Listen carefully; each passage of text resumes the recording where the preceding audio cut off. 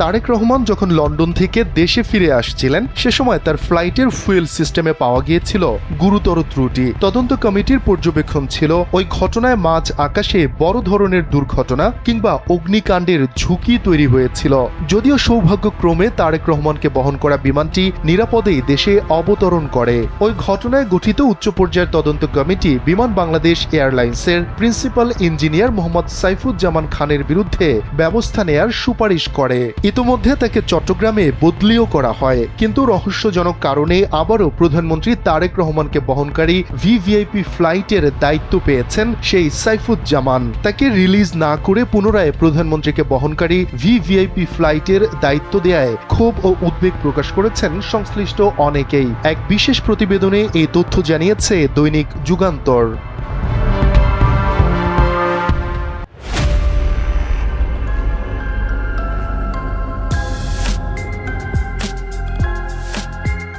প্রতিবেদনে বলা হয়, হাতে আসা বিমানের চিফ ইঞ্জিনিয়ার মোহাম্মদ আলী নাসের স্বাক্ষরিত দায়িত্বপত্রে দেখা যায় ভিভিআইপি ফ্লাইটের জন্য মোট 6 জন প্রকৌশল কর্মকর্তাকে দায়িত্ব দেওয়া হয়েছে। এর মধ্যে 2 জন সরাসরি সফরসঙ্গী হিসেবে বিমানের সঙ্গে বিদেশে গিয়েছেন। এই তালিকায় প্রথমে রয়েছে প্রিন্সিপাল ইঞ্জিনিয়ার মোহাম্মদ সাইফুজ্জামান খানের নাম। তার সঙ্গে রয়েছেন প্রকৌশলী মোহাম্মদ সাদেকুল ইসলাম ভুইয়া।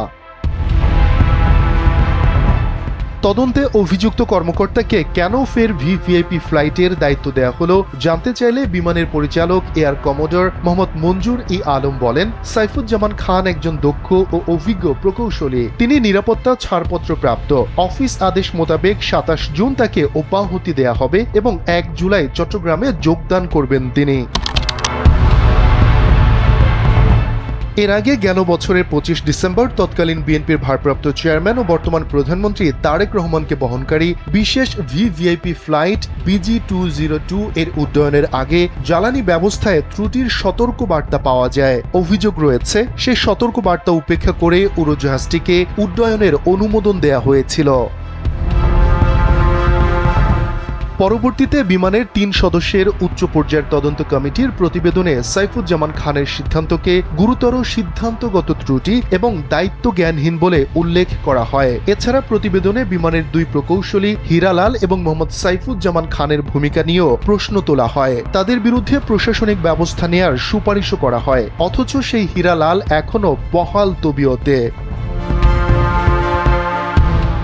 একই প্রতিবেদনে প্রকৃত ত্রুটির কারণ শনাক্ত না করে পর্যায়ক্রমে 3 বার জেনারেটর পরিবর্তনের মাধ্যমে প্রায় 26 কোটি টাকা ব্যয়ের বিষয়টি নিয়েও প্রশ্ন উত্থাপন করা হয়। তদন্ত কমিটির পর্যবেক্ষণ ছিল, ওই ঘটনায় মাঝ আকাশে বড় ধরনের দুর্ঘটনা কিংবা অগ্নিকাণ্ডের ঝুঁকি তৈরি হয়েছিল।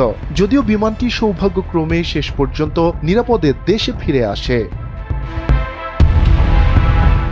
এ বিষয়ে জানতে বেসামরিক বিমান পরিবহন ও পর্যটন মন্ত্রণালয়ের সচিব ফাহমিদা আক্তার এবং বিমান বাংলাদেশ এয়ারলাইন্সের ব্যবস্থাপনা পরিচালক কাইজার সোহেল আহমেদের সঙ্গে মুঠোফোনে একাধিকবার যোগাযোগের চেষ্টা করা হলেও তারা ফোন রিসিভ করেননি। পরে হোয়াটসঅ্যাপে প্রশ্ন পাঠানো হলেও প্রতিবেদন লেখা পর্যন্ত দুজনের কারোরই কোনো বক্তব্য পাওয়া যায়নি বলে যুগান্তর জানিয়েছে। জানতে চাইলে এভিয়েশন বিশেষজ্ঞ কাজী ওয়াহিদুল আলম এ বিষয়ে বলেন, তদন্ত প্রতিবেদনে প্রকৌশলীর সিদ্ধান্তকে ঝুঁকিপূর্ণ উল্লেখ করে তার বিরুদ্ধে জবাবদিহিমূলক ব্যবস্থা গ্রহণের সুপারিশ থাকলে তা আমলে নেওয়া উচিত। ভিভিআইপি দায়িত্ব থেকে এ সময় তাকে বিরত রাখা উচিত ছিল। প্রধানমন্ত্রীর ফ্লাইট সাধারণ কোনো বাণিজ্যিক ফ্লাইট নয়। এখানে জাতীয় নিরাপত্তা, কূটনৈতিক মর্যাদা এবং রাষ্ট্রের ভাবমূর্তি সুরক্ষার প্রশ্ন জড়িত। শফিকুল ইসলাম শান্ত, NPB।